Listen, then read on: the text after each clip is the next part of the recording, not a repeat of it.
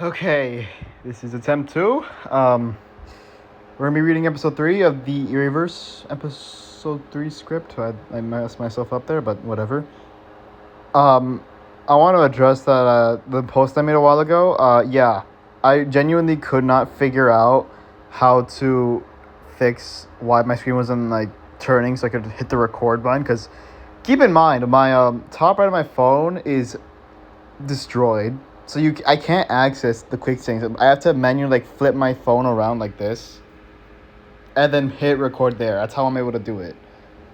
And I can't I just had to find a way, and I realized that if I just go on a mobile game, like Bloons Star Defense 6, it just fixes it and it just forcefully makes it portrait mode, and it helped me out there. So let's just praise mobile games for helping me out there. But I'm getting off track, so I'm going to start reading in 3, 2, 1, and boom. It all starts with another flashback. Although it seems to be more calm than the first 2 flashbacks. Briner, Lighter, Darkner, and Darkly are all seemingly relaxing in an empty void. All relax until Briner suddenly blasts Darkner, breaking his aura and making him weak. Darkly tenses up, before she can act. Lighter slashes her into bits, breaking her oar, killing her right in front of Darkner. What? Why did you do that? Darkner yells furiously while also crying. Are you kidding me? You two are the weakest link in this entire group. Of course we can take advantage of that. Lighter summons Darkly again before slashing her back into bits. Briner then grabs Darkner and forces him to watch. Darkner yells in tears, being forced to watch his counterpart die over and over again. Until suddenly, Darkner grabs his sword and stabs Briner's chest. Although Darkner's blade seems to have turned from its original looks to a black and white color scheme. Oh, don't make me laugh, Darkner. What did you think that was gonna do? Huh? Briner looks down on the wound until he sees something spreading inside of him. Lighter stops and sees what's happening to Briner. She stares in shock and then lunges, but she gets stabbed by Darkner with the same blade, causing her to stumble. What is this stuff? The infection spreads and Lighter screams in pain, then implodes in on herself, killing her and leaving only her oar. Briner stares at Lighter's oar before the infection starts to spread inside of him as well. Damn it. Briner then implodes as well, killing him and leaving his oar. Darkner levitates towards the oars and absorbs them, taking both blessings. Darkner then starts to grow in size. His blade crackles with an overwhelming amount of power. His outfit darkens in color. His eyes turn a darker shade of red. Darkner stares at space, then looks up, and then he glares at something. I'll show him. I'll make him pay for making me suffer. Darkner lunges and vanishes, teleporting into an empty dimension. The camera pans around Darkner until Grava appears behind him. Darkner, I see you have found me. What might bring you here to my domain? You know exactly why I'm here. Why did you let them torture me and Darkly for the past 499 timelines? I am your own creation. Your son. Grava stares at him. Then his eyes sparkle for a moment. You are my puppets. My creations. I never have to keep watch over you. After all, you did take care of them yourself. Darkner stares at Grava, furiously at him sounding careless. Darkner grabs his sword and raises it and aims at Grava. You are mad at me, I presume. Very well, then. Darkner lunges and slashes at Grava repeatedly, but Grava simply dodges all of his slashes, not getting hit once. Then Grava points and pokes Darkner, causing him to be sent flying. You don't seem to understand, Darkner. I am your god, and you stand no chance against me. Darkner looks up just to get punched right in the face by Grava, bursting right through his head. Darkner regenerates the damage instantly, not until Grava blasts him with something. You... you bastard! Darkner lunges and dodges Grava's blast, and then stabbing Grava through... Though Grava doesn't flinch. Rather, he just laughs. What? What? What is this? Why am I not able to damage you? Grava then grabs Darkner and throws him away, then grabs the sword that was just in him, and breaks it within his grip. Darkner grunts and stumbles and gets up and glares at Grava.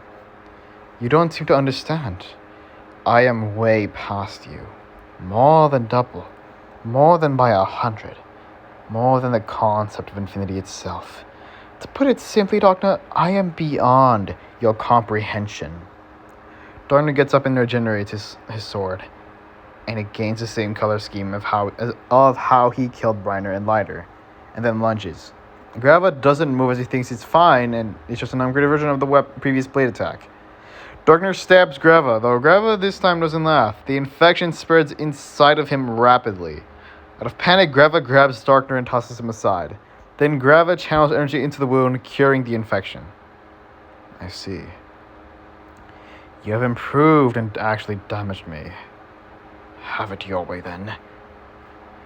Grava raises his arm and aims it at Darkner, and then fires the bullet at Darkner. Darkner gets hit and is teleported away. Grava looks back at the wound that has now regenerated. I don't know how this infection could bypass all my immunities, but I'll figure that out later. Maybe I need to make something to counter him. Something that can rival his power and potentially stop him.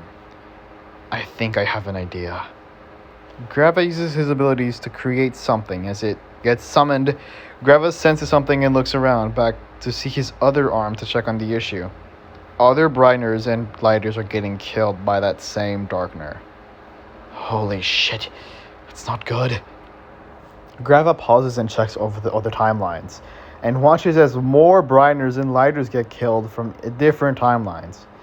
He stares at the monitors in fear, until the thing behind him that he just summoned wakes up.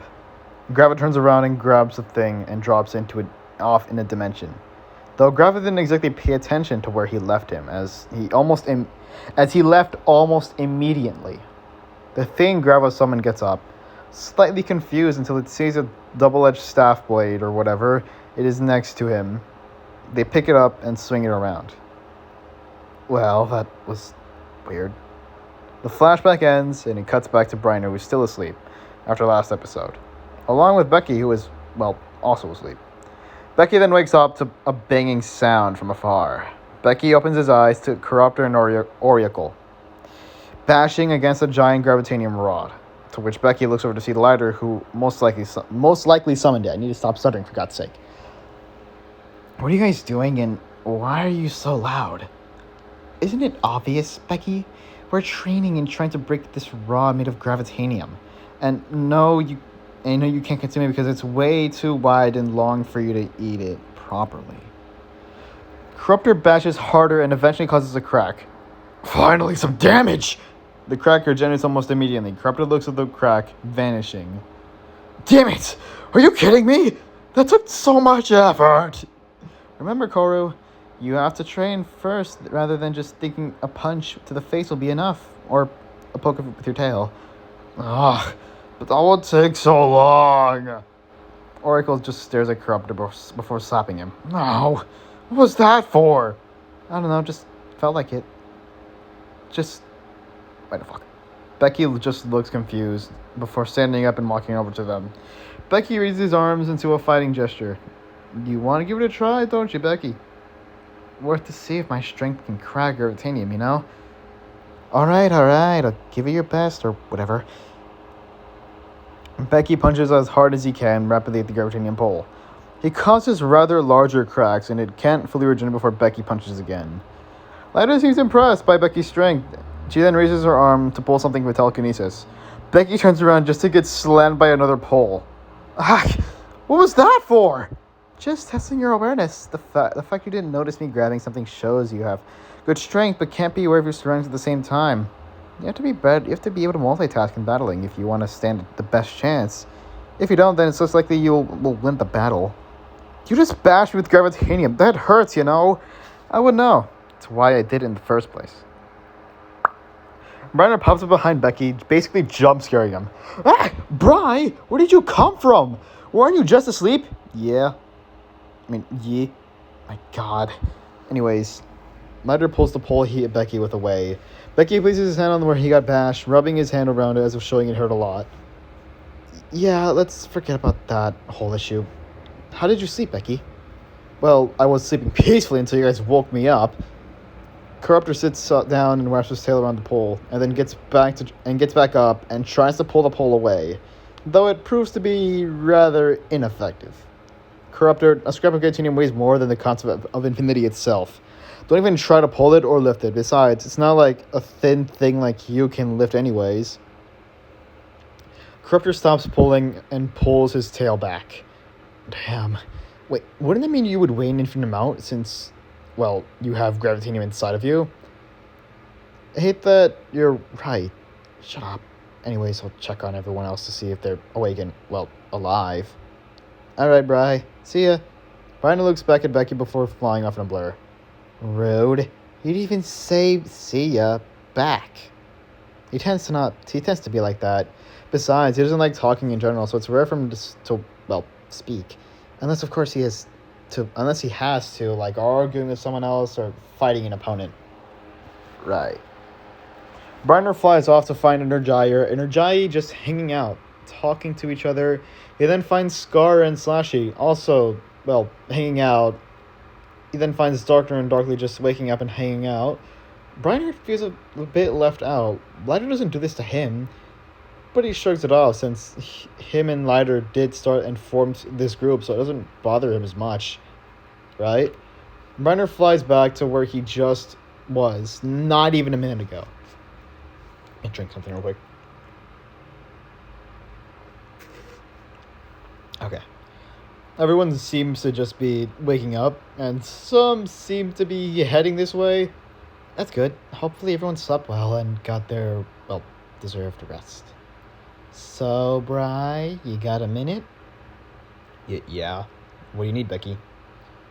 Becky gestures to Briner to follow him into the woods, to which Briner follows through, though he does hesitate after what happened a couple hours ago. Becky comes to a halt and turns around looking at Briner. Okay, Bri.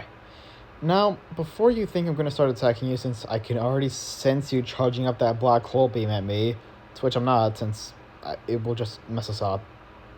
Briner does in fact stop charging a black hole beam at Becky, and gives Becky a moment to speak. You see, after I worked for Corruptor and Infector back in Dark Knight 500's Empire, I did notice some of the people also agreed with me.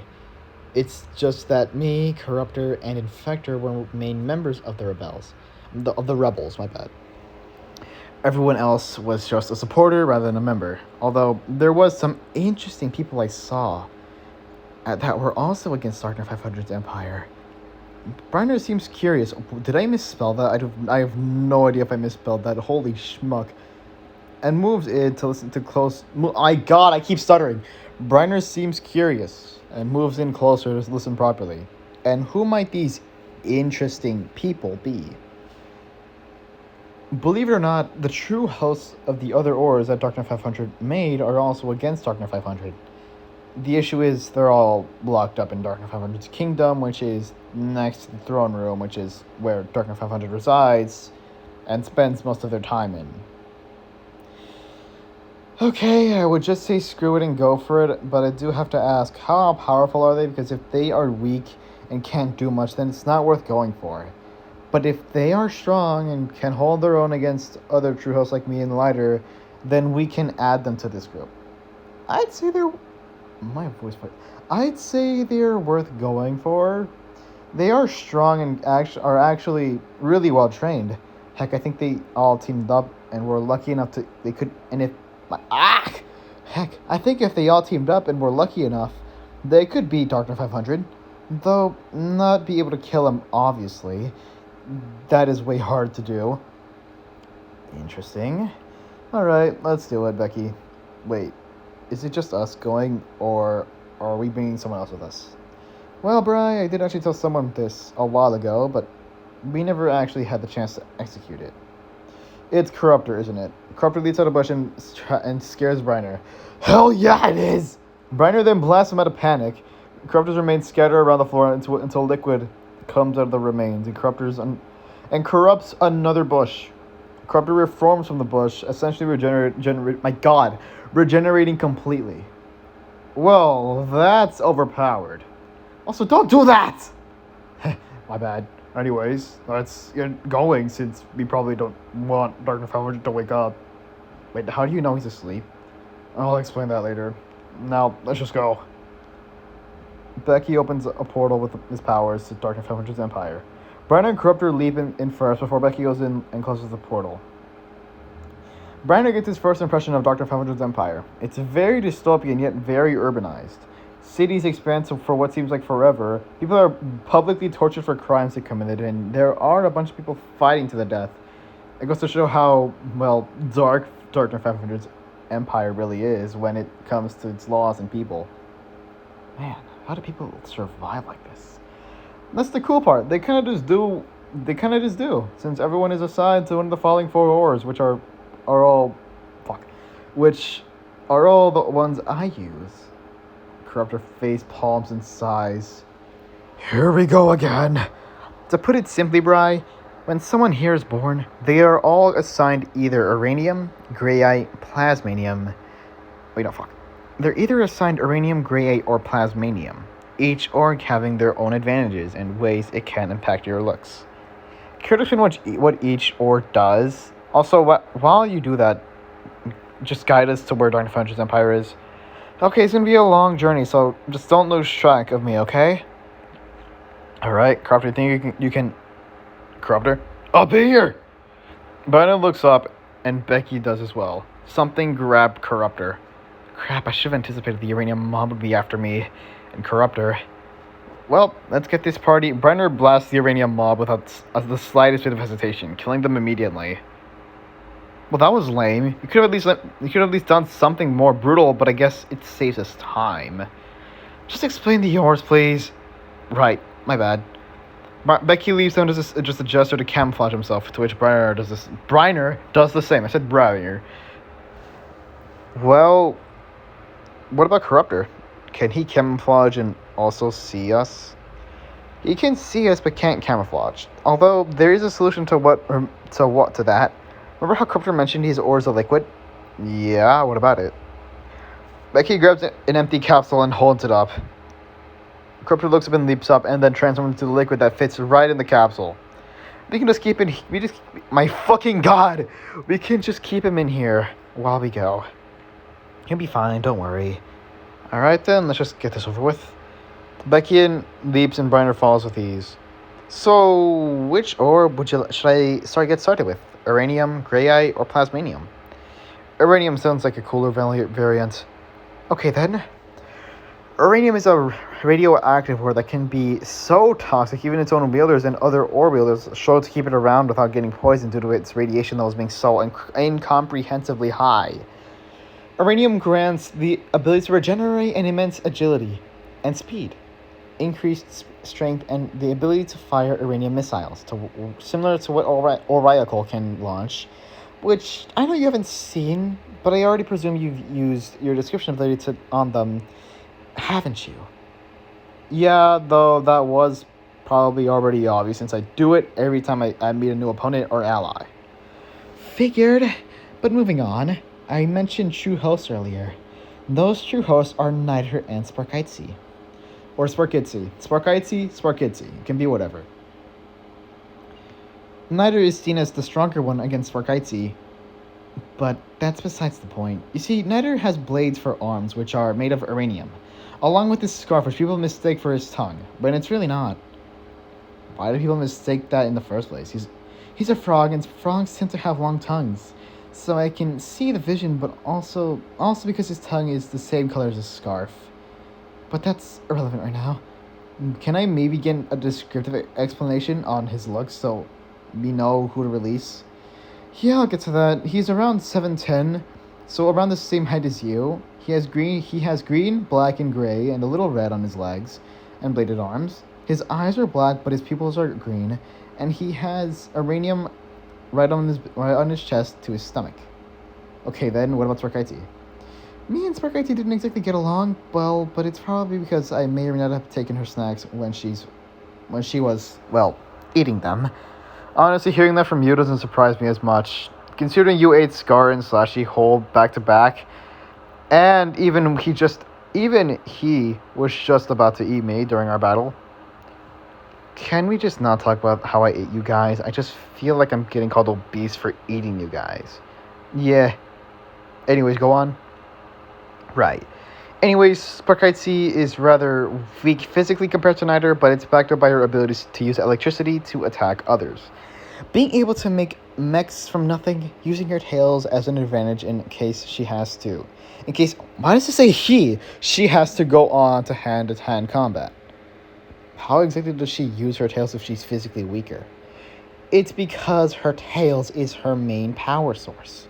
Her main way to attack, even if they are sliced off, she can simply regenerate the damage and continue on fighting. Anyways, I presume you're about to ask her descriptive... Anyways, I presume you're about to ask for a descriptive way to describe her looks, so I'll just get it over with. Briner shrugs, but continues following Becky. She is 4'11", but it's mainly because she stands on all fours. She's a cat after all. Her tails can give a major height and speed increase. She can use her electricity to make her fly by causing I'm just gonna be honest, it's hard for me to describe her ways to fly. Though, to put it simply, she causes her tails to turn into lightning bolts. My bad. And she levitates with them. I don't know how to explain it, the physics behind it. Right.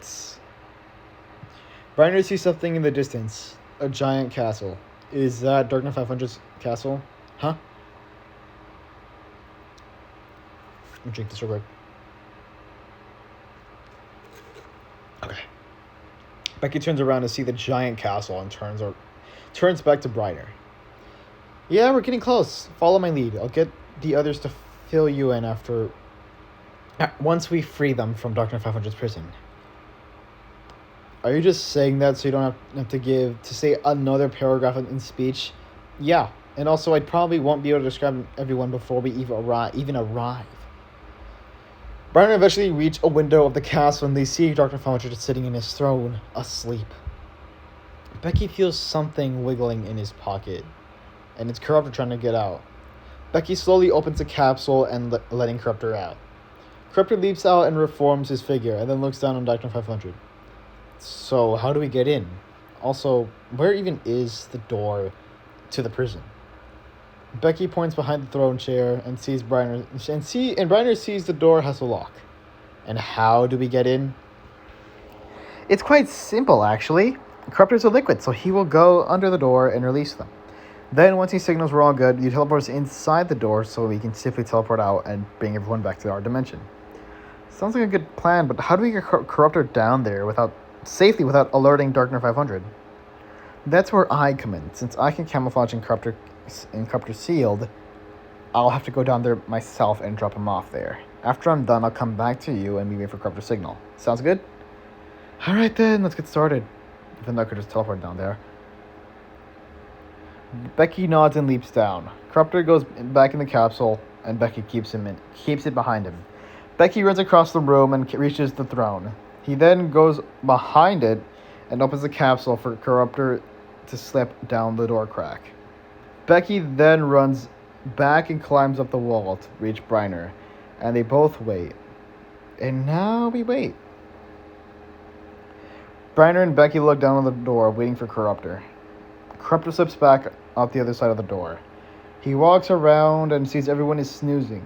Niter and Sparkite are in the same cell, and one smaller cell with two people in them. Another cell with one snake-like thing in it, while also having a giant lizard in a shock collar. Fuck, I did that so wrong. I haven't seen these guys in a while. Corruptor then morphs his arm into a key that slips right into each cell. Corruptor then reforms his hand and unlocks the other cells. He then morphs his tails into 3 separate tails to wrap around everyone else. He then extends his arms to reach under the door crack and gestures to Becky and Briner that they're all good. Briner then grabs Becky and teleports them inside the room, to which they all see the ones in the cell. I presume the two that have green on them are Niter and Sparkite. Yep, that's them. Everyone else I haven't explained yet. Alright then, I'll ask them to fill me in later after we get back. Becky uses energy to make another portal for them to go through. Biner then notices something. How the hell are we supposed to fit that giant red thing? It's quite simple, really. Corruptor, you know what to do. Corruptor stings the giant lizard and the corruption spreads almost immediately. Biner tenses up, but Becky places his arm across him, similar to what Lighter did back then when Biner was about to kill Darkner. To which Biner decides to let happen. Corruptor then does a gesture with his arms, and then the giant lizard starts to shrink, and is now as small as Corruptor's hand. Alright, let's go. Biner follows Corruptor while also lifting everyone else's telekinesis, to which Becky falls behind and leaves last. And then the portal closes. Biner then drops them all off on the ground, while Corruptor then does another arm gesture that seemingly removes the corruption from the giant lizard. So, now what? We wait for him to wake up, since they do tend to sleep for a long. The giant lizard's stomach growls loudly, causing the dimension to shake. How fat do you have to be that an entire infinite dimension shakes just at its growling? Scar and everyone else arrive at the scene. Oh look, the fat kangaroo is back. And would you look at that? We have more members. Could you stop insulting him? Besides that, Bryner, why did you leave unannounced? Yeah, that's my bad. But it was within reason. Well, it better have been for a good reason. Because if it wasn't, I'm slicing you in half. Slashy looks over to see the sleeping bunch and then she calms down. She then walks over to Lighter and then Lighter hands Slashy what seems to be more Mediterranean. Slashy smiles and sits back before relaxing. What was that for? I made a bet with her saying that you would come back with an infected corruptor or a hostage infected, but I was wrong, so I lost the bet and the spare Mediterranean I had. Becky looks at the Mediterranean Slashy has and smirks before speeding off in a blur. Darkner flies above them. So what's the new guys we got here? And why did the dimension shake? That was the lizard's stomach that we just brought back. Also, Becky, can you give us their names so we have to call them the random animals or something? Right, my bad. The giant lizard's name is Trantritos. The red snake's counterpart, her name is Tranley. The giant yellow thing is Gorel, while the smaller one with red on her head is Galera. The small blue one is Sparkite, while the one I described earlier to be green, gray, and black is Niter.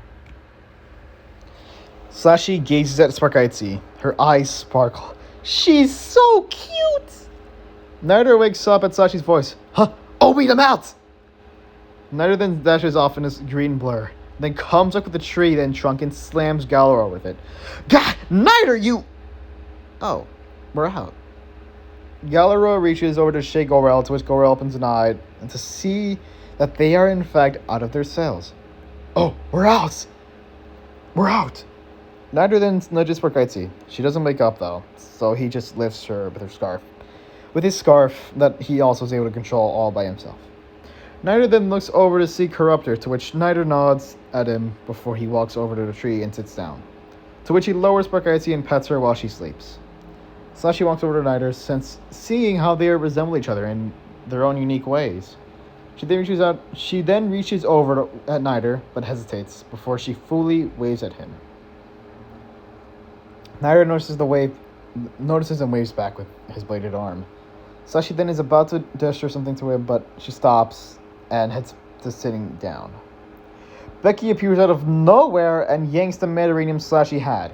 Hey! My voice cracked that exact second. I was about to say, hey. Hey! You kangaroo, get back here!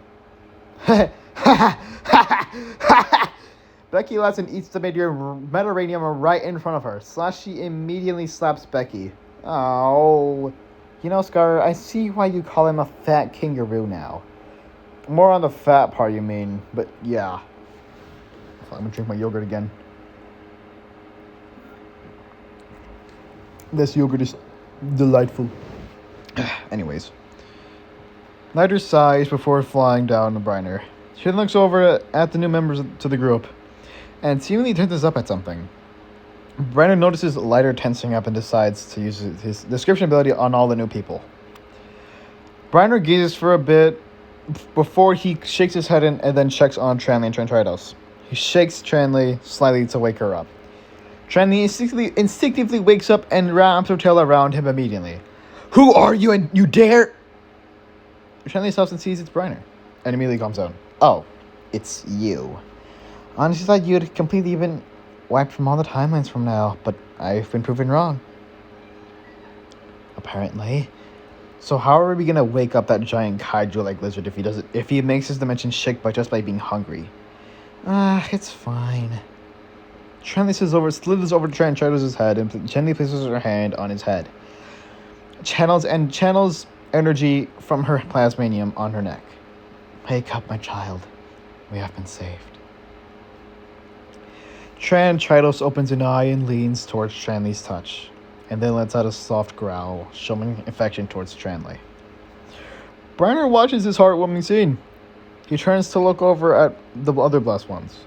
I presume your team brought us here. Yep, that's what I did, along with Corruptor and Becky, which you might be familiar with. Remember the bet, Nider? Nider runs off. He'll be back, don't worry. Where exactly did he run off to? ELC. Briner comes back and Nider comes back and smacks Becky with a log. Gah! What the hell, Nider? A bet is a bet. Also, that's what boredom does to you. It's my fucking line. Nider has made more bets back in the cell. He's just holding those back for a bit. Briner watches the interaction, glad Becky has reunited with his old friends, or that's what he presumes before Lighter taps his shoulder. So, Brig, this army of yours isn't exactly the biggest, but from what I'm seeing, I think they might just have the right amount of squad members to stop Dr. 500. Yeah, besides, if Becky's able to handle all those infected with ease, we'll be fine. The scene then shifts back to Darkness 500 sleeping on his throne. An uranium mob comes out of the window before poking Darkness 500 with his blade. I'll kill you, Brandon! Oh, my bad. What's the matter now? The uranium mob points at the throne as if gesturing something.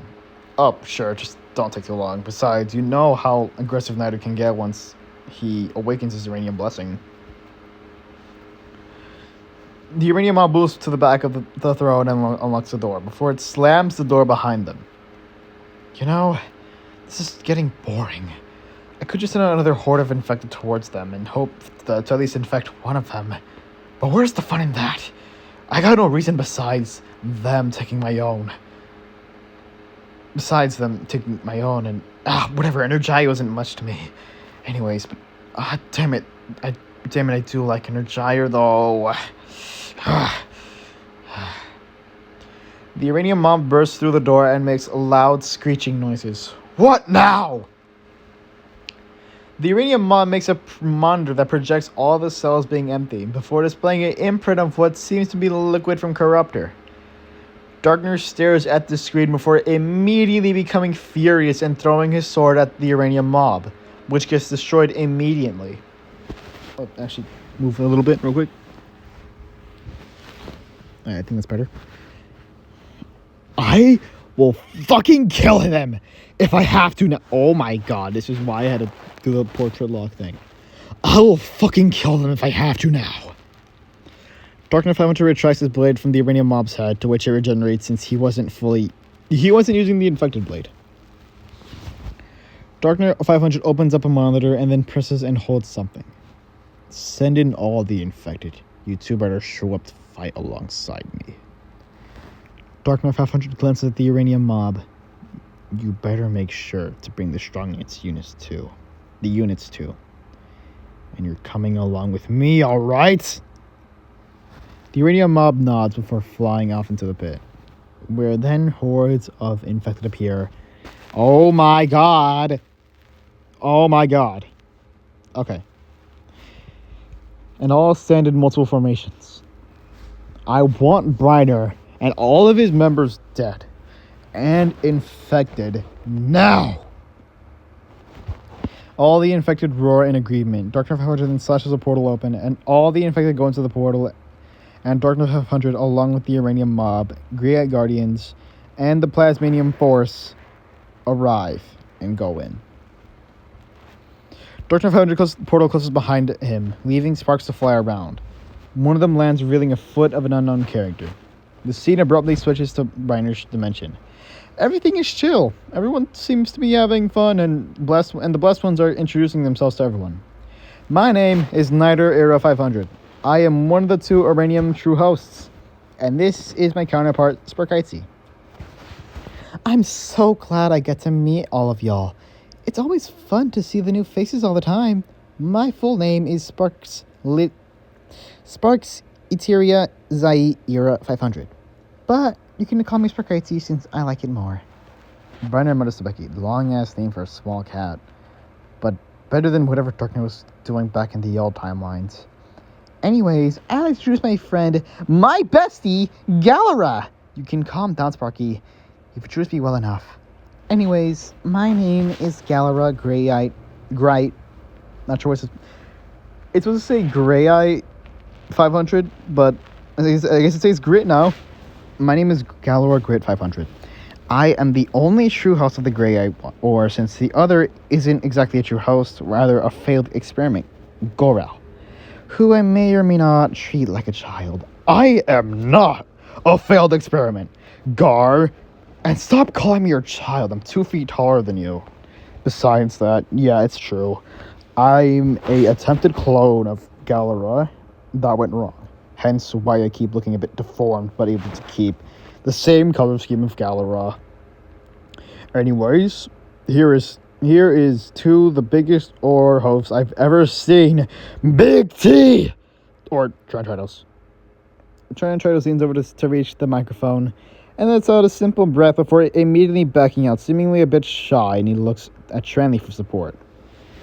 It's okay, my child. It's okay, my child. I'll help you. Tranley slithers, my fucking god. Tranley slithers past Trantritos and into the front of the microphone. Apologies, my child. There's a freaking hair on my screen, that's why I moved it. Apologies, my child doesn't know how to scream. Rather knows how to growl, roar, and occasionally let out ear-piercing screeches when he snores. Besides that, he is the biggest out of everyone here since last time I measured, he's around 4 to 50 feet tall, though my measurements aren't completely accurate. Trantritos looks down at Tranley before lowering his head and seemingly nuzzling against Tranley affectionately, before going back up and proceeds to lay down and watches the rest.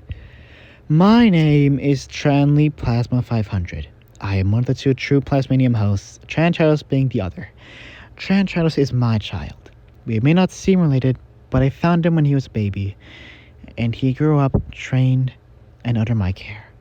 So I call him my son, and he is my top priority. Besides that, I do not have anyone to introduce now, so that's it for now. Everyone claps, though Becky is munching on more Mediterranean he stole from Slashy, which Slashy didn't notice at the time. Slashy then reaches over for her Mediterranean and sees Becky eating them. Slashy sighs before shrugging it off and looking back at the blessed ones. Becky seems a bit bummed out at the lack of reaction, but continues eating it. Hey, Scar? Becky is being a bit too greedy when it comes to eating ores now. Should we do something about it? Scar grins before lifting his scarf. I think I got something in mind. For that fat blue kangaroo. I have those things called manite collars. When did I make them? I just about now, since you gave me the idea to punish that knockoff Briner. And I think you already know what this meat might do to him, Slashy. Don't you think it's a bit harsh? I mean, I don't mind Becky eating all my ores. It doesn't really affect me since I keep them for collecting and cause it's fun. I mean, to be fair, he ate me alive and then proceeded to eat Briner. Becky overhears. How the hell did you know about that? When my ore administrator, or whatever you want to call it, is beaten or damaged, it alerts me about it, though I knew Brig was fine in that battle since I've read his notes. He isn't exactly trying to hide him, giving you the wrong training or whatever. Becky looks a tad bit confused, but decides to go do something else. Energizer then proceeds to fly over to Briner before hesitating and tapping his shoulder. Hey, Briner, right? Briner then turns around. Yeah, you need something, Energizer?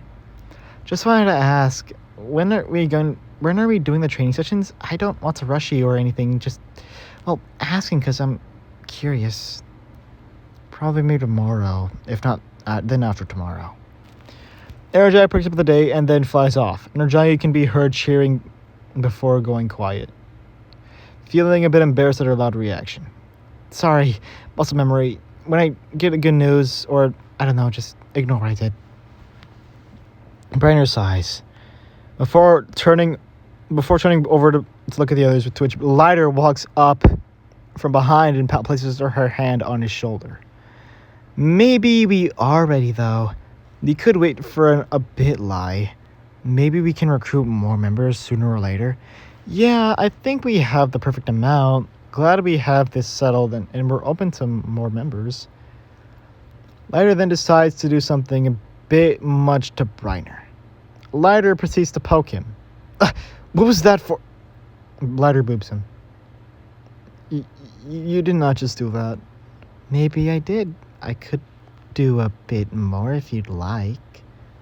Briner visibly lightens up, displaying his, in that situation again, before he teleports himself away. Where always works all the time. Lighter then hears a bush rustle. Corruptor, is that you, by chance? Were you eavesdropping on me, flustering little Briner? The uranium mob leaps out and attacks Lighter. Lighter gasps before dodging the hit. Whoa! What even are you? The uranium mob doesn't say anything before continuing his attack. Damn it, maybe I could have flustered him later. Whatever. Lighter grabs her scythe and slashes against the uranium mob. Everyone watches, though. Neither seems to be more horrified at the uranium mob. The Grey-Eyed Guardians appear and attacks Gorel, to which Gorel gets hit and is able to endure the hit. His body doesn't move, though. He does visibly twitch. Seriously? An attack from behind? Really? Ha! If you're gonna try to attack me, at least be more. Gorel gets blasted by a red beam seemingly coming from nowhere until it reveals Starkner 500. Gorel's Grey is left on the ground. It floats around before Galera blasts the Grey-Eyed mob. The Grey-Eyed Guardians. My bad. And grabs Gorel's Grey-Eye, and tossing it up, to which Nighter lunges to catch it as he speeds off in a green blur. Pathetic beings. You really think I would let you all be free that easily? Sparkaitu tenses up, walking backwards in state of fear. You found us that quick? How did you How did you find us? Becky comes back with a bucket full of Mediterranean with Slashy's name on the bucket. He's about to eat it until he looks up and sees what's happening. Oh, I should probably get Bry then. Becky speeds off and seemingly runs so fast he warps to a different dimension and then sees Briner. Hey, Bry, Dark. Lighter, don't tease me like that. You know I'm too easy to fluster. Hi, Becky. Lighter did what? Anyways, Darkner 500 is in your dimension again. This time he's threatening my friends. On it, just don't tell Lia I said that, okay? Righto. Becky thinks to himself, this is blackmail worthy for sure. Becky, please don't. She can't know about this. If you don't tell her about this, I'll try to ask Grava to give you a scrap of gravitanium. And give you the proper training as well. Becky looks at Briner, seemingly interested in the deal before turning around and offering a handshake. Briner looks at Becky and then realizes what he just said. I probably shouldn't have offered so much. Very well then. Hey, you were the one who offered it, so I gladly took it. Alright then, that's totally not going to be an issue soon. Briner teleports both him and Becky out of this dimension. Out of this empty dimension. My bad. Briner and Becky look around and then see Darkner 500 along with the Uranium Mob, Grey Guardian, and the Plasmanium Force. That should say Greyite Guardians. Not sure why. Moving on. All surrounding the blessed ones. Wait, where's Lighter, Slashy, Lighter, Slashy, Darkly, Darkner, Scar, Energizer, and Energii are all appear out of nowhere. All of them ready to attack the Uranium Mob. The Uranium Mob, Grey Guardians, Plasmanium Force, and Darkner 500. Darkner 500 dodges, and though he does not warn his allies, and they all get killed by them. Damn it. Well, they will come back. So if it isn't Briner's counterpart, along with their little friends, I must admit, your progress has been well, though it has now come to an end. All because of me. You fools really thought you could beat me? Calm down, 500. You haven't even let a hit and you're already being a cocky bastard. Also, you're rather... I don't know how else to say this. Your design is rather more fatter than I would have anticipated. Okay, I know this isn't my thing, but seriously, why is someone getting insulted before they cause a massive bloodbath? Because it's funny and... yeah. Wait, that's not my line. Darkner 500 shrugs before changing his blade to the same infectionist blade he used to kill Briner and Lighter back in Timeline 500. Lighter visibly tenses up at the side of the blade change. She then grabs her scythe, spins it around, and gets in battle stance. Darkly grabs her katanas. Darkner charges his sword from his back. Slashy and Scar get their blades out, and Energizer and Energii get their wands out. Everyone is ready for this battle, and they know it will be a tough one. Darkner 500 then lunges, already getting his sword out, ready to infect and kill them all. Holy grava. He's about to go crazy and possibly ruin our chances. What should we do now, Becky? Becky? Brandon turns around to see Becky running off, already having his double-edged staff out. Becky jumps up and aims to attack Darkner 500 from behind. Darkner 500 senses Becky and dodges the hit, though Becky had prepared for this instance. Becky then charges a Greyite blast and fires it directly at Darkner 500's chest. Darkner 500 gets flung far. You know what? Smart by him. Not even hesitating to do a sneak attack from behind. Becky lands, then runs over to the other blessed ones, which are all knocked out by the Uranium Mob, Plasmanium Force, and Greyite Guardians. Can it say Guardians? I think I typed it incorrectly. God damn it. Becky gestures to Briner to teleport them to safety. To which Briner agrees and then teleports them all away. Becky then turns around to see Darkner 500 already charging a Gravitanium Blast. Becky then steps back. He knows how much damage the Gravitanium Blast, and he knows he can't endure it.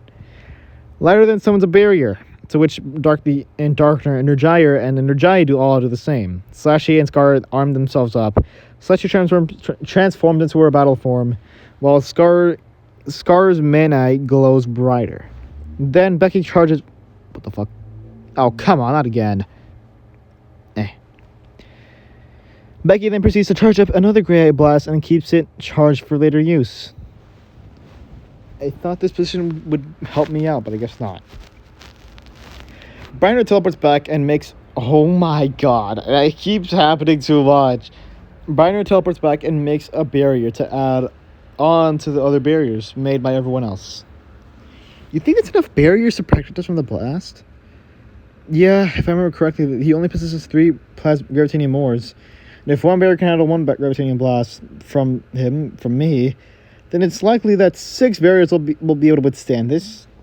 Let's hope your logic does not get us killed, Bry. Well, it should. Wait, what?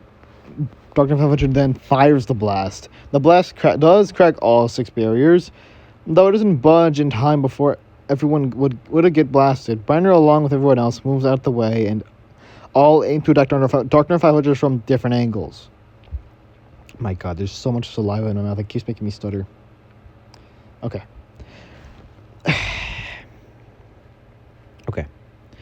Darkner 500 then summons multiple identical clones, and they all attack everyone separately. Though the real Dr. Fauci left to fight Briner. Well, well, well. If it isn't Briner. You know, I've heard a lot about you. You are the one who opposes me in terms of power, besides Grava, of course. Though he won't last for long after I'm done with you and your pathetic team. I've heard a lot about you too as well. Though I won't go down easy. Or I will go down without a fight. Either. So, let's get started, shall we? Dark 500 gets teleported by Briner into an empty void. Then Briner teleports him into that same dimension. Let's make this fight a fair fight. No distractions and no terrain to affect this battle. Then let's make this fight enjoyable. Briner charges a Gravitanium Blast and keeps it charged for later use. Dark Knight 500 does the same, already knowing Briner's game plan. Briner then flies around multiple Gravitanium Blast, and blasts multiple Grava beams from different angles. Dark Knight 500 does his best to dodge each beam. He gets hit by some, though they don't do as much damage since he regenerates all the damage done. Dark Knight 500 then does the same. Each beam collide against Briner's beams. Briner dodges all of them that do manage to... Briner dodges all of them, but do manage to get past Briner. Then decides to use his description ability now. Since he hadn't done the last time he saved Dark Knight 500. The description reads: Name Darkner Grava 500. Gender male. Short description: do not mess with them. Though you're Briner and not other plus ones. Gravitanium. Other plus Gravitanium ores. Users. So you'll be fine. Anyways, yeah, just don't get hit by his blade. Especially if it's in its wide-ish or something like that. Weakness. Nah, he lost that one. He lost that once he got all he lost that once he got all 3 Gravitanium ores. I know you're on my own consciousness. But couldn't you have been any harsher to my fellow ore users? The description then tabs and then switches to a loading screen. Then displays a fat no. Whatever. Wait, where is the how to beat and the win rate section? And then it displays. That's the neat part. You don't.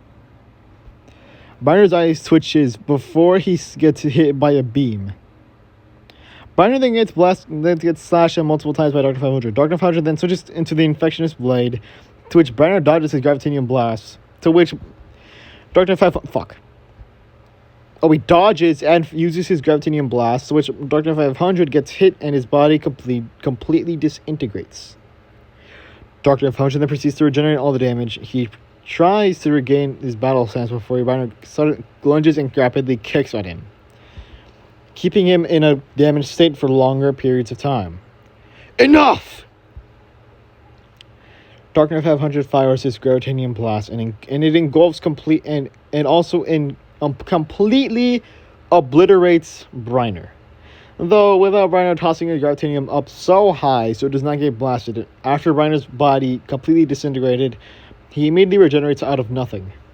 Damn, that hurt. Dark Knight 500 then suddenly rapidly punches at Briner. Then that then goes into one stronger punch that flings Briner so far that the dimension they were in completely shatters, bringing them back to Briner's dimension with everyone else in it. Briner crashes into a mountain, to which he immediately gets up and charges back at Dr. 500 and kicks him down. Dr. 500 also crash lands and causing another larger crater. Causes a larger crater. Briner then charges another Gravitanium Blast and preserves it for later. You've had enough yet, or what? Dark Knight 500 emerges from the dust clouds and then lunges to punch Briner, to which Briner catches and throws him straight back down. Briner then proceeds to fly down and grab Dark Knight 500's head and then drags it across the ground at alarmingly high speeds, causing Dark Knight 500's skin to slowly rip out. Briner then tosses him up and blasts Dark Knight 500 with the Gravitanium Beam. The blast completely annihilates Dark Knight 500, leaving his aura to float around. He is about to completely regenerate again. However, Briner lunges to grab the ore and breaking it within his own grip, essentially killing Darkner 500. Or so he thought. The ore in Briner's hand repairs itself, and Darkner 500 regenerates immediately, and then blasts Briner, destroying him immediately. This time, Briner didn't react in time, so he got completely blasted along with his ore. Briner is then tossed down as his ore shatters, leaving him completely weakened. Damn it. Well, doesn't this always just happen? I win the battles while you lose them all. You know, your pathetic powers are rather backed up by your high levels of training and experience. And I'll admit, you did catch me off guard, but I am beyond you, so you stand. No, Lighter suddenly emerges and slashes Darkner 500 in half. She then drops down on Briner and stabs Briner with a replica of Gravitanium, though it's only the ore rather than the blessings, to which Briner absorbs and regains everything. You pink bastard! Peach, actually. But I'm not letting you kill Briner, my counterpart, right in front of me, okay? In that case, I'll just have to end you both then. Darkner 500 charges the Gravitanium beam and fires it, to which it's deflected by someone. Lighter's eyes widen as he sees who deflected it. The beam. It was Becky. Do you really think I'm just gonna let you kill my own team members? Ha! Think again. You too? Damn it! Everyone appears. All the clones have been killed. They all gather around Briner, who is still charging a Gravitanium blast. Darkner 500, I'll admit, you are strong. But when it comes to battling, your power isn't the only factor that can affect the outcome. Allies will always be there for me. Where are yours? You left them to die. You abandoned them. And you still think you can win this war. You are the pathetic one here.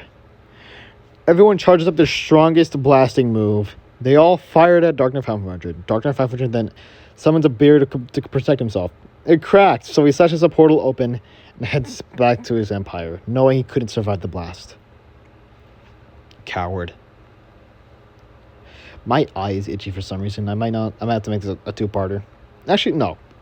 I'm going to try to make this all in one video. Darkner 500 emerges from the portal. He drops his sword and drops to his knees. No, they can't be getting this strong already. I should have accounted for Briner and not holding back, too. And his ultra he hasn't used, which is rather confusing, but I must admit he's right. Where can I find more allies? The Uranium Mob, Grey-Eye Guardian, the Plasmanium Force all show up, and then Darkner 500 gets an idea. If they can manipulate our organic beings, then maybe I can prevent that. And that's what the scene suddenly abruptly cuts to the other dimension. Everyone is looking where Darkner 500 managed to. And that's why he can't just simply go in here and kill us all.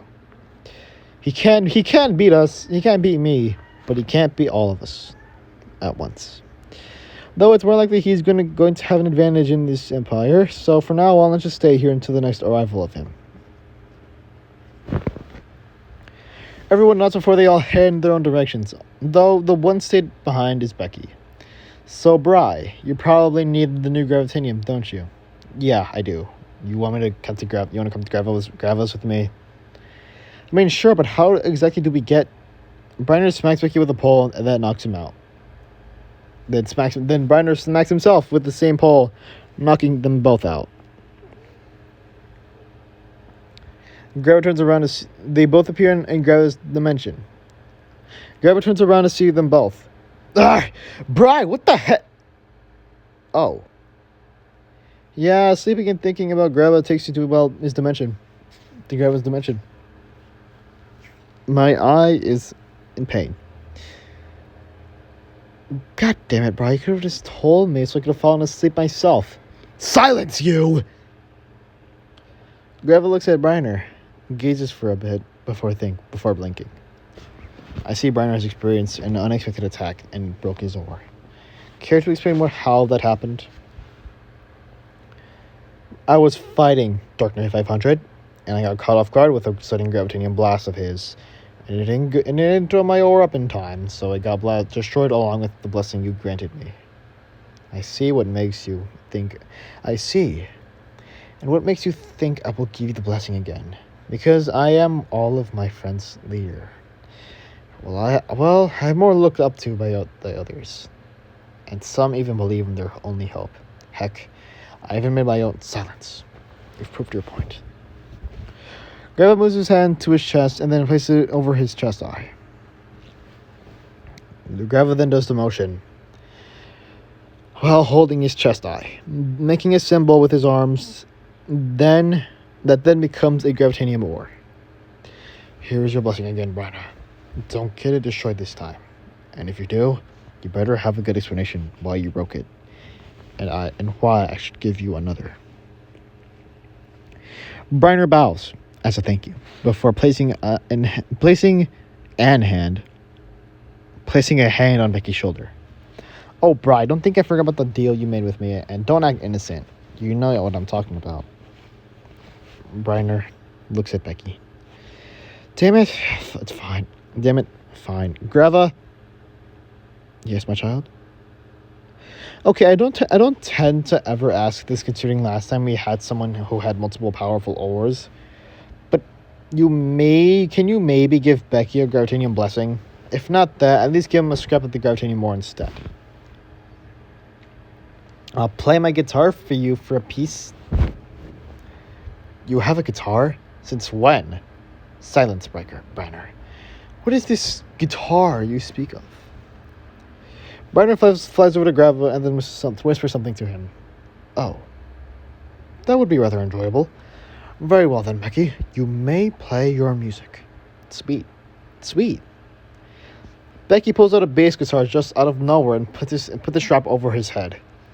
It's all white and has a huge R on it. He then goes on to play a nice little melody for him. Something calming. Grava listens closely, his eyes focused on Becky, and nothing else. He seems to be falling asleep due to how calm and soothing the sound of the guitar is. Briner watches as he's also falling asleep because of the sound, but he slaps himself to keep himself awake. Did you not know he could play music so well it puts a god like Grava to sleep? That's honestly impressive, especially coming from someone like me who tends to be a master at everything. I'll put this on my back real quick. So I was moving around a lot. Okay. Grava wakes up suddenly and slaps himself to stay awake. Like father, like son. Apologies, your tune made me sleepy. I will grant you all in a bit, but it takes time to create such a powerful thing. Becky looks happy and puts his guitar away. Can you play other types of music too? Becky nods before he's delivered away by Briner. Well, it's been my passion for a long time, so I know a lot of ways to play with this thing. That's impressive. Briner notices the fourth joint on Becky's head now has the gravitanium symbol. Now filled, meaning he now has the ore at his will. Briner gazes at it for a bit before turning around. All right, Becky, I'll be off to help situate everyone. I'll be off to help situate everyone, along with bringing the new blessed ones back to this dimension. I'll see if I can start the transitions soon. Maybe if we can continue. My God. And maybe see if we can continue the progress at our base. Oh, right, I forgot about that. Hey, does that have a design mapped out for it or not? Well, we do have ideas for it. Everyone gets their own room, obviously. Though, how the base is going to look is still up for a debate. Since all we have is just layouts for it. Alright then, see ya, Bri. Briner hesitates before looking back. See ya, Becky. Briner flies off, leaving Becky alone. Becky then speeds off into the woods in a quick blur. The scene then cuts to Corruptor, who is gazing off into the sunset. When will you come back, Infector? This team is good, but I can't do with another Trinium host. Darkness looks at where Darkness 500 vanished. He then glares at it. She is still shredded back there. But Briner was right. We can't simply go in there since we will be easily get caught. I don't know where she might have ran off to. Oracle is wandering around until she sees Corruptor, who is still standing on a tree in the middle of a hill. And the fact he was standing on the only tree that was dead. You good over there, Corruptor? Huh? Oh, yeah. Thanks for checking in, Oracle. Oracle leaps over to sit beside the tree. You know, you don't have to be all by yourself, especially knowing there are others here for you. I'm just trying to think about something personal, okay? Just give me a moment. Oracle glances over to Brian to see Brian emerging from a portal he made to retrieve all the blessed ones with telekinesis. Oracle gets an idea and speeds off, leaving Infected alone. Infected? What? Corruptor alone. Oracle then finds Briner and sees all the blessed ones who are still knocked out. Briner's about to use his blast to heal them all until it's okay. I'm used to handling injuries. Go help situate the others while I handle these guys, alright? Briner hesitates before shrugging and teleporting away. Oracle then uses her iridium abilities to channel energy into all of them, so which all the blessed ones' wounds get healed, and they all start to wake up. Damn. What happened? I blacked out for a bit. Yeah, my head hurts. And I felt like I blinked and then 50 injuries on my back. To put it simply, I just healed you all after you guys all got over on my Dr. 500's team. Oh, damn. I didn't stand a chance against Dr. 500. It's alright, Gar. You at least tried to defend yourself. I got blasted from behind, so I couldn't even fight at all. Charles groans in pain, to which Stanley places her hand on his nose, calming him down, to which it immediately makes Charles fall asleep.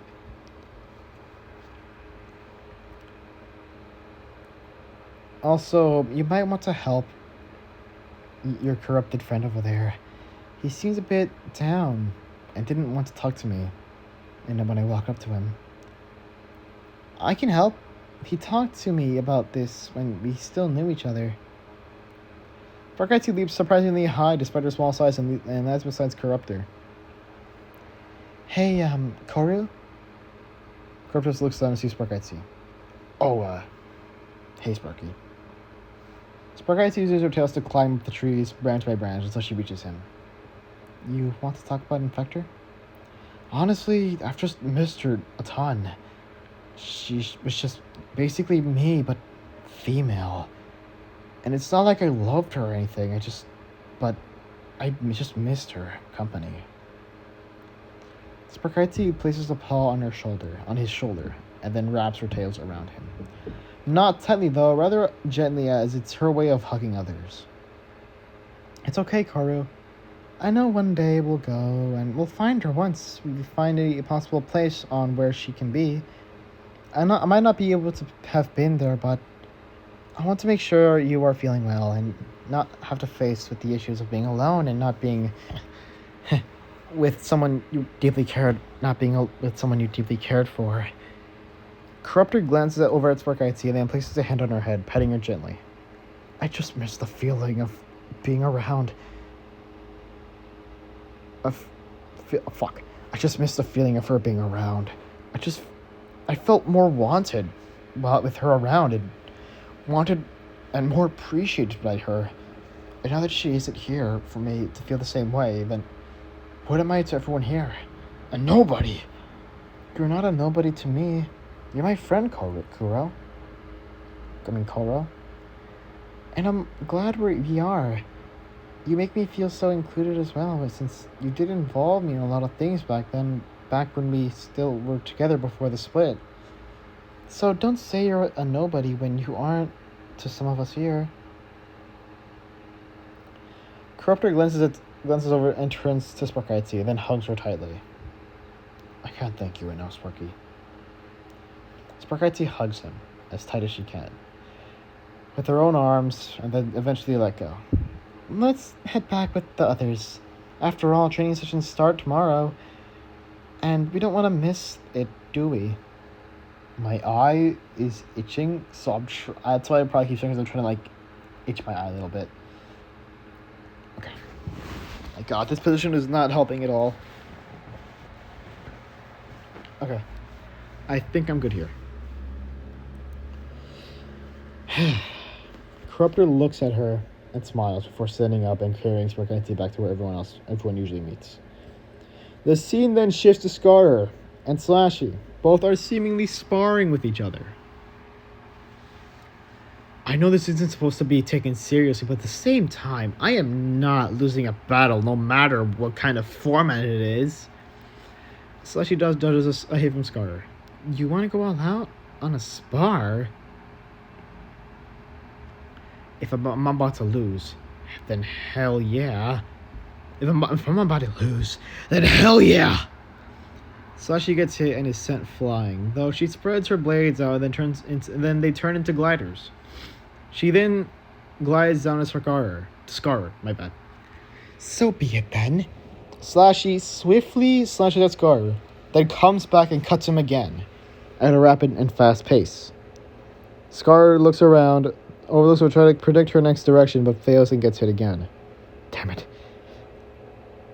Scar then proceeds to switch its bladed arm to a flamethrower and it shoots out Mannadian fire, which is just blue fire. Slashy dodges it and kicks Scar down. Slashy then tosses Scar up and then leaps up to slash him rapidly. You said you won't be holding back.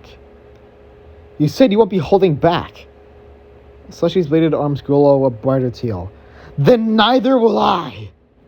Slashy then rapidly slashes at Scar. Multiple cuts pierce through Scar, and eventually Scar starts to bleed out a blue liquid, and then everything goes black as Scar's aura shatters and is destroyed, to which Scar faints and falls.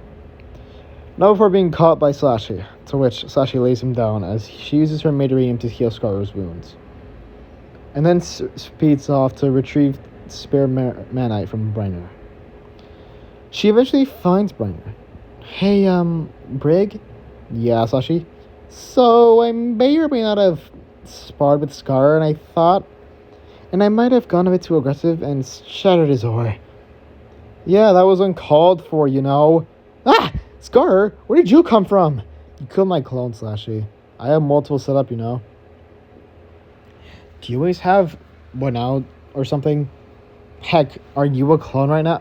Slashy notices the spikes on Scar's legs visibly gone, as if they were never there to be, as if they never were there. To which she face palms. Scar, come out already. The Scar, the real one this time, leaps out of a tree and lands beside Slashy. Then he makes his scarf pat Slashy, to which Slashy slaps away. Don't even do that, Scar. Don't even do that, Scar. I don't want to accidentally kill you again, you know that, right? Again? You think you could beat me in a fight? How about we enough, Scar? I don't want to ask Grabba to repair more ores. I can't just... Wait, no, I can. Never mind. Go and knock yourselves out. Bet! Slashy, get over it, Slashy! Scar looks over to see Slashy already gone. Becky orders from a distance and then thinks to himself, with this new gravitanium or whatever you call it, how strong am I? Am I as strong as Bryner? Or even strong as... Fuck. Am I as strong as Bryner or even as strong as Dr. 500? Bryner did say fuck. Bryner did say on my own, with only 3 yours I was capable as him. Maybe I am. But at the same time, I can't be so sure. I could talk to Grava, but maybe I should. I need to know how strong I really am and what my true potential is. Becky leaps and lands next to a tree, to which she curls up and sleeps, and finds herself in Grava's dimension. Well, back so soon, are you? Becky turns around to see Grava. Hey, Grava, right? Correct. Since I have this gravitanium ore, how much did I gain from it exactly? Oh my god, more paragraphs. Okay. Okay, I see. Very well then.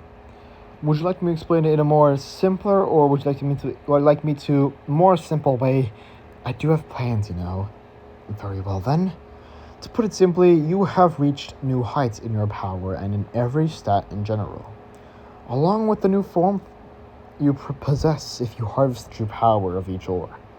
But the most you can gain is by harvesting more from the Gravitanium ore.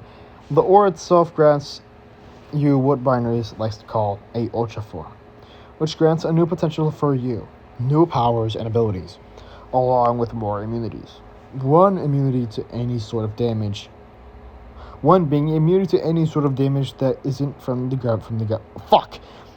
One being immunity to any sort of damage that isn't from Gravitanium hosts, though the form won't last forever, as you have to, as you have it for, as if you have it on for too long, which the most it can last is a couple of weeks. The ore will need to cool down for a long time, which can vary between 2 to 5 weeks, depending on how much you use of the ore.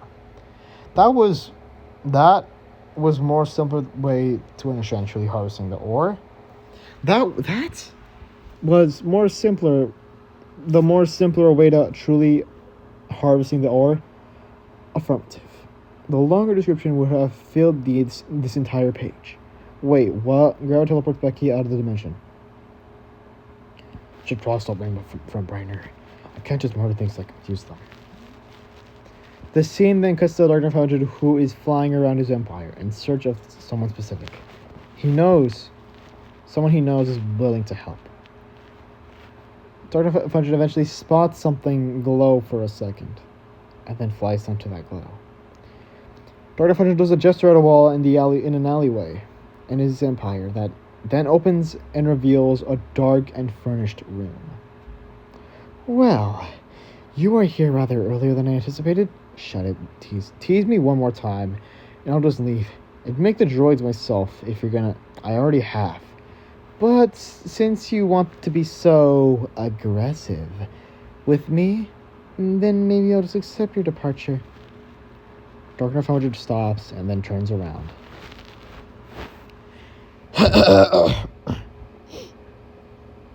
He then sees a shadowy figure that has the same foot of the unknown character we've seen from last time. I see you might have changed your mind, Darkman Grabber 500. Very well then. Allow me to reintroduce myself, since we haven't talked in years. Make it quick, Betrailer. I am the one and only Betrailer. Holy ego. I am well known for being a very, how do you call it, hated citizen here? All because I left a little girl to die with her pitiful friends. But that's irrelevant. I've made your mob, your guardians, your force, and now I presume you want me to progress support on your droids? Well, aren't you rather predictable? What did I say about making it quick, Betrailer? I don't have much time, as I literally just got beat by Briner, and it's fat and stupid and idiotic and dumb, and you say I talk too much. If I let you finish, you would have just listed all the bad things I describe others in the dictionary. But yes, follow me. They have missed seeing other organic beings too. You let them out of your room? When did that happen? Nothing wrong with it, of course. Just kind of curious now. I did spell it wrong, god damn it. A couple of days ago. Probably when you were being a lazy slouch. Okay, why does everyone call me out for taking a year-long naps? I only sleep for 3 days straight. It's called exaggeration, Darkness 500. Get used to it, alright? But Tyler eventually flies over to a door marked the droids. He then sticks his wing into the keyhole and opens the door and it unlocks and opens. I think the fan in my room is making my throat so dry. It's making it dry again from last time I've done this.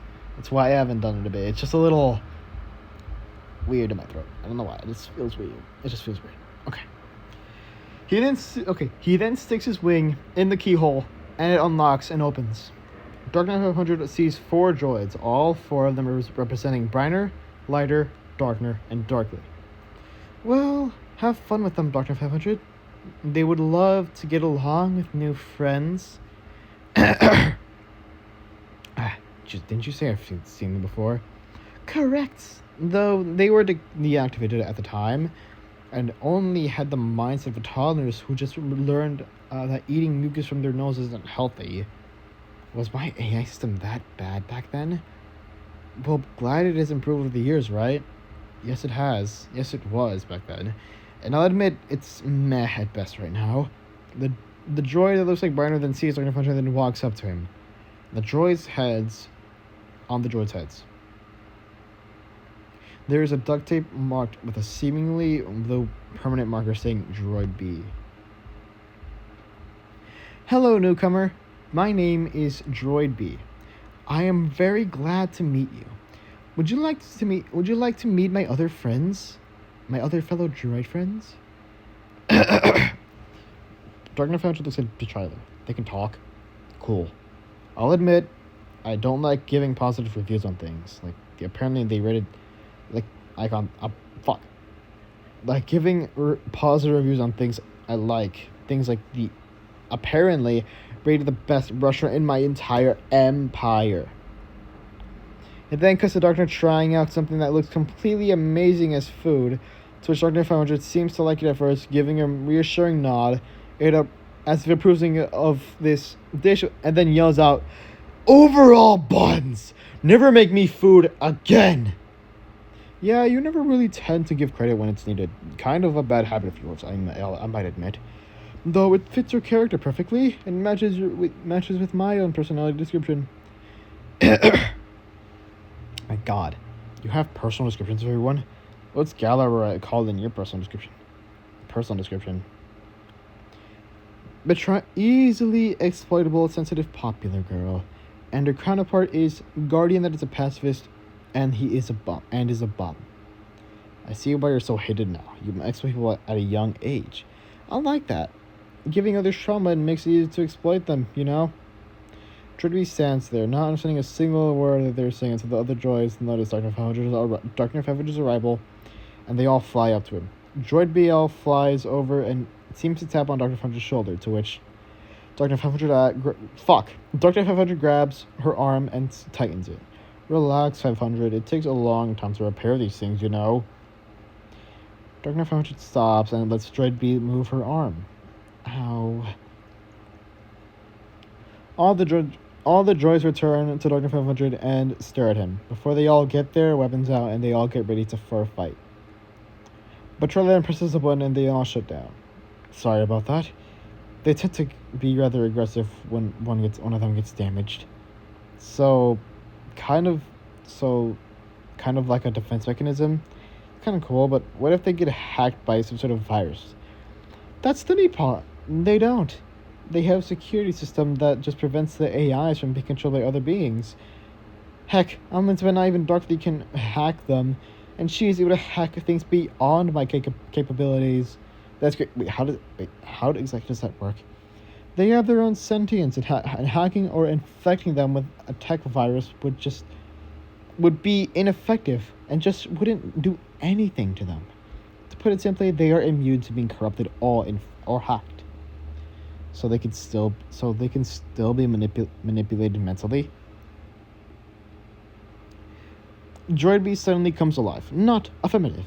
We are more difficult to manipulate, and it will take a lot for our artificial mind like mine to manipulate. Droid D. I forgot he talks as well. Fuck. And the fact you think of us as easily manipulated insults me. How about you leave this place if you are going to be so negative? I could so easily end all of you all if I wanted. Don't even try anything. That's enough, 500. Just let them show what they're capable of, and maybe you can have new additions to your empire. Fine, but they better not disappoint me. If they do I'm ending their artificial lives right here, right now. I can assure you that we won't disappoint. We are identical to we are identical replica. Fuck. We are identical replicas of Bryna, Lida, and Darkna. And Darkly. And along with having separate personalities, fuck. We also have new weapons and more abilities and more abilities to use that can replicate those of a normal blessed gravitanium host. Darkna 500 shrugs before levitating and summoning a throne chair similar to the ones in his room. Fuck, I can't do this right. Okay. Darkna 500 shrugs before levitating and summoning a throne chair similar to the one in his room, and then sits on it. The droids then all charge at each other, and each one of them blasting each other, hitting each other rapidly, able to dodge, block, and deflect attacks from each other, along with the fact that they regenerate all of their damages. Darkna 500 is impressed, but he still sits in case they do more, until all of them suddenly go into an ultra-like form, and it seems to cause something instead of Darkna 500. He instinctively gets his sword out. Bachar then places a wing on his sword, as if telling him not to attack. As if telling him to not attack. The droids then all charge up and attack from their blades, and they all clash at each other rapidly, until they all get into separate positions and blast each other, to which they all calm down and revert back to their normal forms. I think they're watching the soccer game right now, and I just heard my sister yell out "goal." It was kind of funny. Moving on. Droid TY. So, what do you think of our performances? Did we reach your levels of expectation, or did we fail to meet your expectations at all? Darkna 500 looks at the darkly droid. He glazes. What am I talking about? He gazes for a bit at her, as if remembering something from his past, missing something he once had cherished too late. He then shakes his head before regaining composure. Yeah, you have reached my levels of expectation, Bertrailer. Thank you for these new additions. I will be taking them now.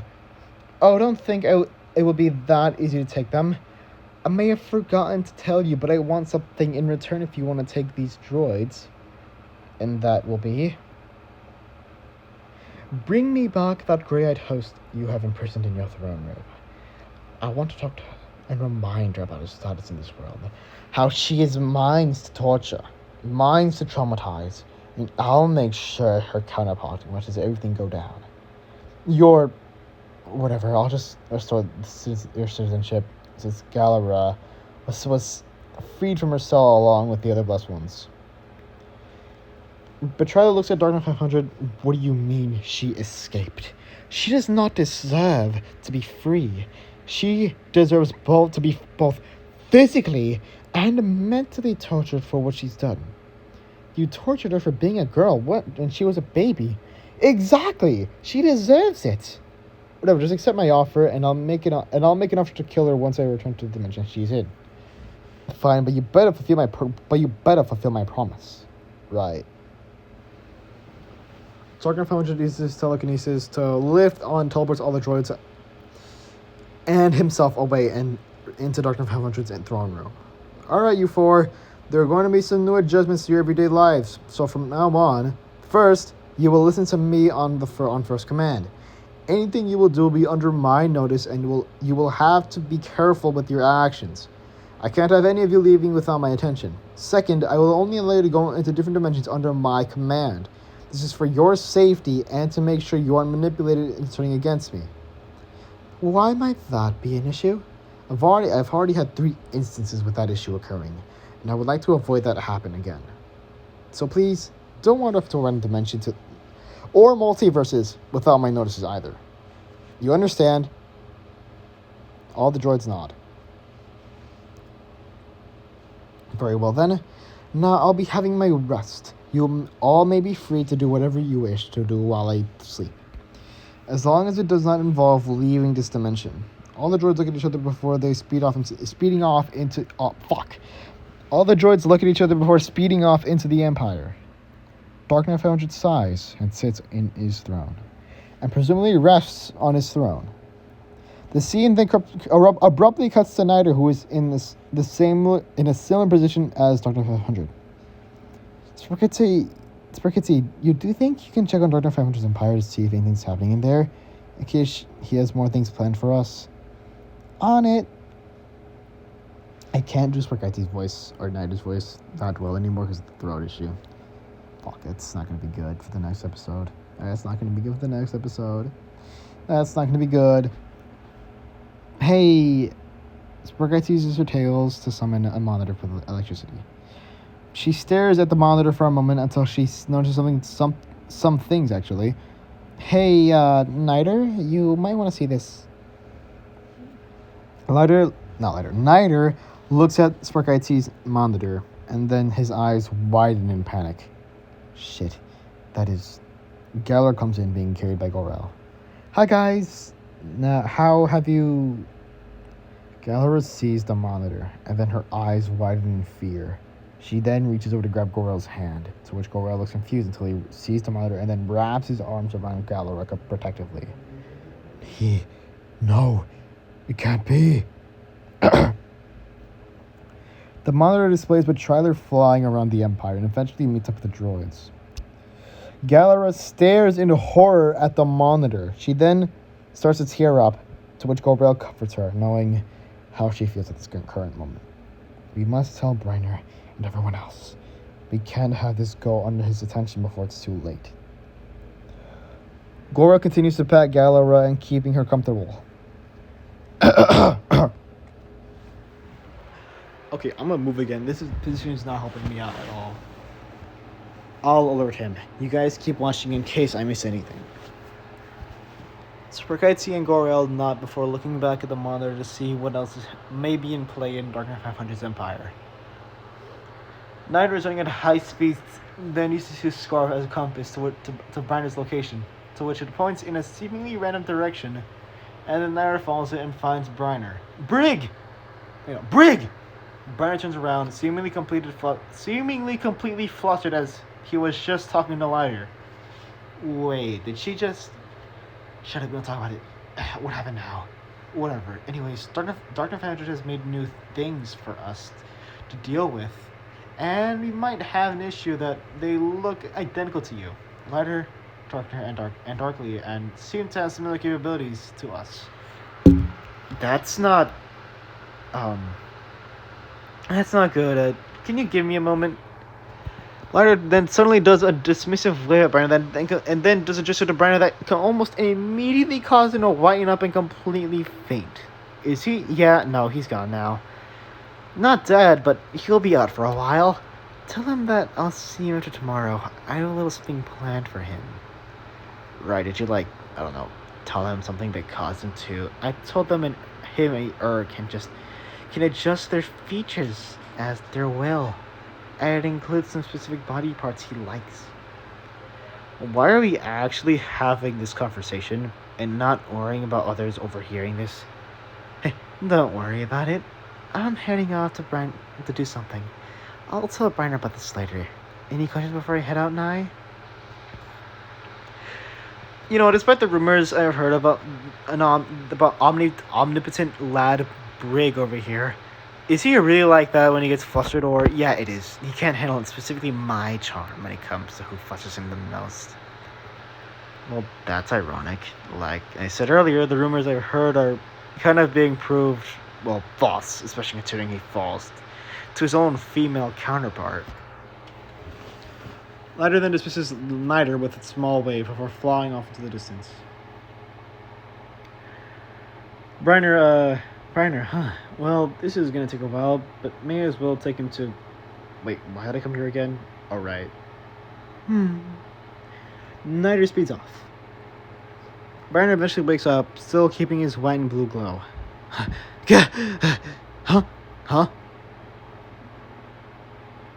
Briner looks around, not seeing anyone. Damn it, did I faint again? God damn it, Lighter! Nider comes back Nider comes back and smacks Briner with a chair. Briner instinctively smacks Nider in return. Nider stumbles and trips. Woke you up. Finally. Bend away before you smack me with a chair. Where did you even find one to begin with? It's not like chairs are just lying around. Naira looks behind Briner, to which there is literally a pile of chairs behind him.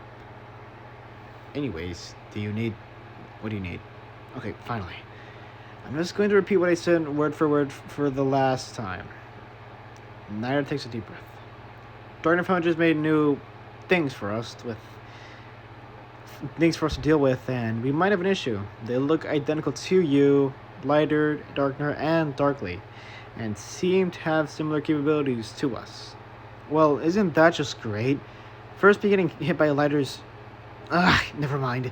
Just alert the others while you're at it. I have to talk to Grav about this. Lighter nods before speeding off in his green blur. Briner flies off and then proceeds to land on a nearby mountain peak. Briner then closes his eyes and sleeps, awakening in Grava's dimension. Briner looks around. You come here again this early? I apologize for my sudden reappearance to your world. However, this occasion is rather more critical than others. And that might be... They made artificial beings as capable as the main four of your blessings. Grava looks at Briner, his bored expression shifting to a surprised one. Rather quickly, he then raises his arm and summons a monitor.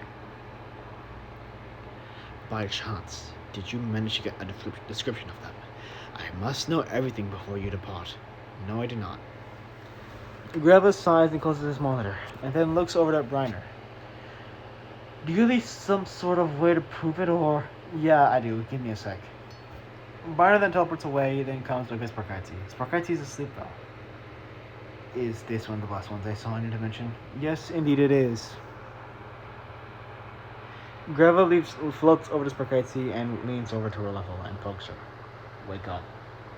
Sparkite wakes up and instinctively leans to the touch, thinking it's Snyder. Grava moves his hand back. Why is this creature so... Snyder, stop.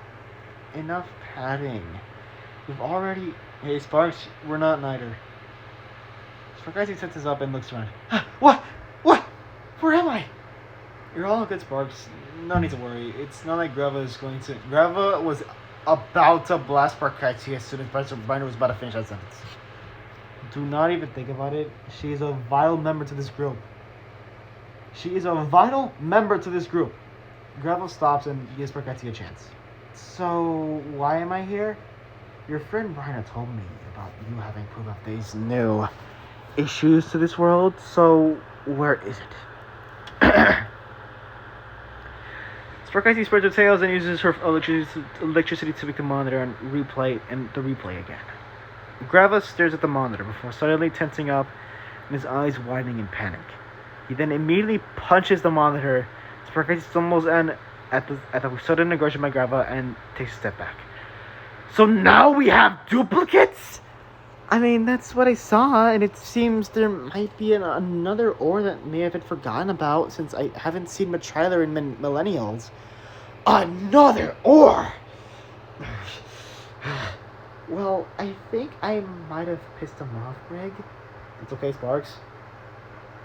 Grava's bluish part of his body turns into a vibrant red and grows in size. The grayish part then turns into a pitch black. His yellow eyes turn red as well. So you're telling me my own creation is making their own kind of blessed ones? And what I'm seeing, they are as strong as my own, and now there's another ore I have to deal with? Grava's dimension shakes rapidly. Briner grabs Sparkite and Sparkite holds onto him tightly. Grava fires multiple bolts all around the dimension that is about to hit Briner, but Briner summons a portal that redirects the portal into a different dimension. Briner calms down. Grava calms down. His color reverting back to normal. Wonder where I redirected that attack to. Sparkite taps Briner with her tail, asking to let her go, to which Briner lets her go, and she lands on the ground safely. Briner then descends back down to Sparkite and moves to stand behind him. Apologies for my outrage. No, I understand you. Your own creation is taking your own job as a god. And now they themselves don't see you as their god and now classify themselves as your own. Taking your gimmick. That is not my current concern, but it is one I have to worry about. Briner then gets selected by Gravo's telekinesis along with Forgaitzi. I'll send you back to your dimension. I have something I need to deal with fuck. I'll send you back to your dimension. I have something I need to deal with right now. Gravo teleports them away before they can ask any questions. Gravo then falls back to his throne and sits, rewatching the replay he saw from Forgaitzi. Until he looks to see a crack in the dimension, which is odd, since he does not remember seeing that crack there. Sparkite suffered back and lands on all fours, while Briner lands beside her, landing safely on both his legs. I will go. Just alert the others. You can head back with Niter and relax, since I know what I did was against your will, but you were necessary to bring in. Okay. Well, see you later, Brig. Hope we talk again later. Sparkite uses her tail to summon electricity that lifts her and moves her away. Briner looks around before teleporting away. Eventually, Briner teleports back to his empty dimension, looks around before sighing and wrapping his arms and legs around it, resting in his own dimension. The camera pans up to reveal the same crack in Gravo's dimension, except the crack got larger and spreads, and some debris from the dimension fall, and one eventually hits Briner. Huh? What was that? Briner looks around and sees the crack. He tenses up and then proceeds to blast the crack with the same blast he did against Scar back in episode 1. And that healed him. However, the crack worsens. Ah, shit. I should probably tell. Something leaps out the crack. Well, actually, some things leap out the crack. And all attack Briner. Briner blocks all the hits and dodges the blasts. What are you things? Where did you all come from? All of them proceed to get their weapons out, each one of them glowing a specific glow. Briner uses his description ability on all of them, and he reads each one quickly before closing them all. So you are the other gods of the other ores, huh? Well, isn't this ironic? Briner then charges the Gravitanium blast and prepares it. Allow us to introduce ourselves. I am Ira. You've talked to my true host along with the other true hosts of my fellow gods here. Also, Grava won't be much of an issue if we're able to overwhelm you easily. I am Gari. Ira didn't mention this, but she is the god of the uranium ore. I am the god of the grey ore. I possess abilities such as Shush Gari. Apologies, she tends to be very cocky and never finishes her monologues. But I am Anium, the god of Trilanium. Now, you will be... At least introduce myself. At least let me introduce myself too. Can we skip her? Please? Fine. Yay. Plasmy makes a cute face, but forgetting why she even interrupted them in the first place. So are you going to introduce yourself? Are you going to introduce yourself, or... Oh, right, sorry. I am, who am I again? I'll just read the short description on my ability, because it's taking longer than it should. Okay. She is the god of Plasmanium and is seen as a very oblivious god, but does not know how her true potential because of her poor... Ira smacks Briner. Hey, at least let me finish. Look, she can't know how powerful she is. She can easily beat all of us if she ever understood her powers. Wow, selfish bastards. Also, why are you all females? Not being sexist or anything, but would have preferred at least one male in your group of gods. One powerful and pretty, beautiful, smart, and she never ends her own descriptions with her positive words. It gets annoying sometimes, and wait, aren't we supposed to kill you? I mean, isn't that why you all came here? Oh, right, forgot about that. Tyrants. All of them proceeds to look at Briner, and then all yell at him at the same time. Ira, Gari, and Plasmy, and Anium. What did you just call us? Do you not have respect for us gods or what? Tyrants. All of you can't even use your powers and damage me properly. They all proceed to attack Briner, but Briner just does not move. He endures all the hits without a single scratch being inflicted on him. Yep, just as I said. Lighter suddenly appears in the dimension. Lighter then floats to Briner curiously. Hey, Bry, isn't this weird? Don't you usually call me Brig? Yeah, I do. Though Becky's nickname methods is honestly better than the old one. Besides, the G at the end doesn't fit anymore. Right. Anyways, these gods are trying to kill me, which I don't even know where they even came from. But whatever. Also, Lighter, please don't flush me like that again. I fainted right in front of Lighter, and you know that it makes me look, well, more, yeah,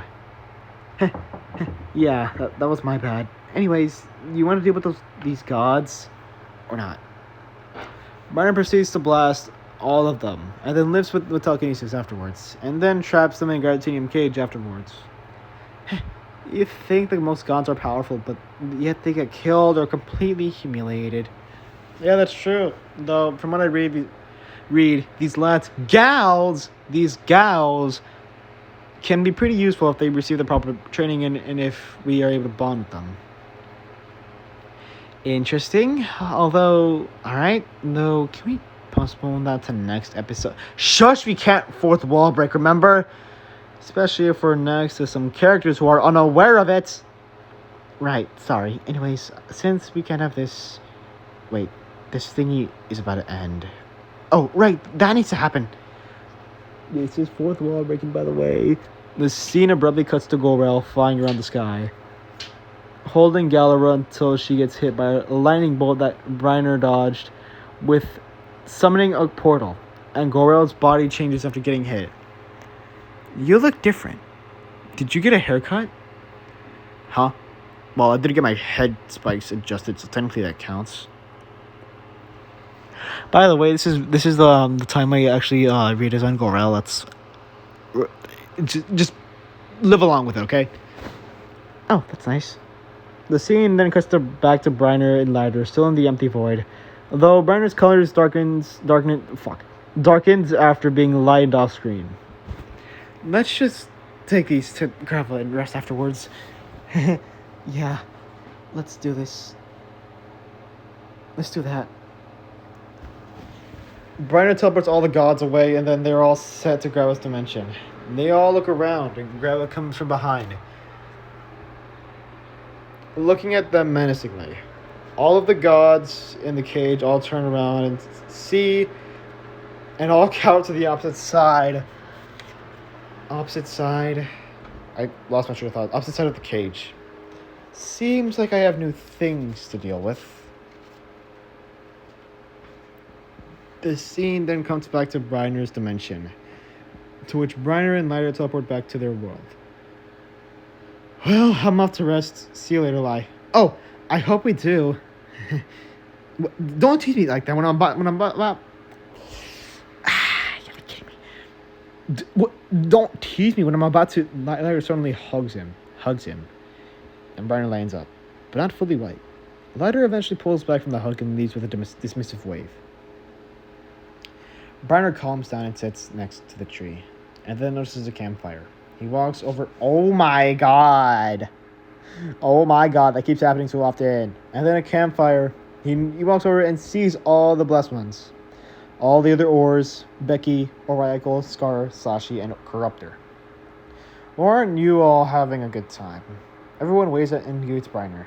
Some are sleeping, those being Sparkaitsi, who is sleeping on Nigel's lap, Gorel, who is sleeping upside down from a branch, and Becky, who is all curled up next to a tree. I think this is a good place to rest for now. It's rather surprising that we're still technically homeless despite our capabilities. Yeah, Bri, why is that? The episode ends with everyone relaxing, ending this episode with a rather tame ending than it usually has. Or right?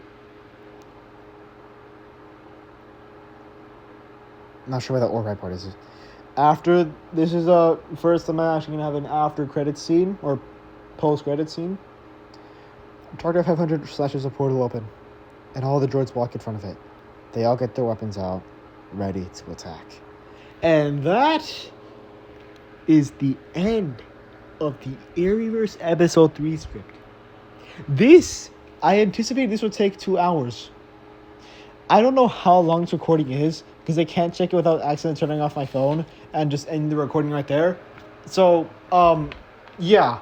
This took way too long to read. I think the fan in my room was making my throat get so dry. But aside from that, peace.